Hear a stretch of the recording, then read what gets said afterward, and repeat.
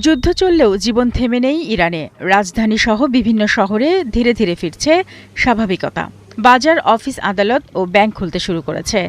ইরানিরা বলছেন, যুদ্ধে জিততে হলে ভয় ও অনিশ্চয়তাকে পাশ কাটিয়ে স্বাভাবিক জীবনযাপন চালিয়ে যেতে হবে। যুদ্ধের শুরুর দিকে দেশজুড়ে ইন্টারনেট সংযোগ সীমিত থাকলেও এখন জাতীয় পর্যায়ে তা ধীরে ধীরে চালু করা হয়েছে। খবরাখবর ও যোগাযোগের জন্য ইরানের নিজস্ব অ্যাপ ও নেটওয়ার্ক ব্যবহারের সুযোগ দেওয়া হয়েছে। আগে থেকেই ইমো, হোয়াটসঅ্যাপ, ইউটিউব, ফেসবুক নিষিদ্ধ থাকলেও অনেকেই ভিপিএনের মাধ্যমে ব্যবহার করতেন। তবে যুদ্ধ শুরুর পর এসব অ্যাপ পুরোপুরি বন্ধ করে দেওয়া হয়েছে। মার্কিন ও ইসরায়েলি হামলায় নিহত হন ইরানের সর্বোচ্চ নেতা আলী খামেনি। এরপর দেশটির বিশেষজ্ঞ পরিষদ নতুন সর্বোচ্চ নেতা হিসেবে নির্বাচিত করে তার ছেলে মোজতবা খামেনিকে।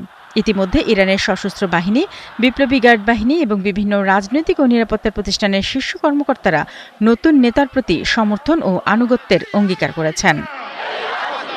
এদিকে ইরানের সশস্ত্র বাহিনী জানিয়েছে, পশ্চিম এশিয়ায় যুক্তরাষ্ট্র ও ইসরায়েলের অবস্থানগুলোর উপর চলমান হামলার পরিসর ও গভীরতা আরও বাড়ানো হবে। ইরানে হামলার পর থেকেই পশ্চিম এশিয়া জুড়ে মার্কিন ঘাঁটি, সেনাদের বিভিন্ন স্থাপনা এবং ইসরায়েলের লক্ষ্যবস্তুতে একটানা পাল্টা হামলা চালিয়ে যাচ্ছে ইরান।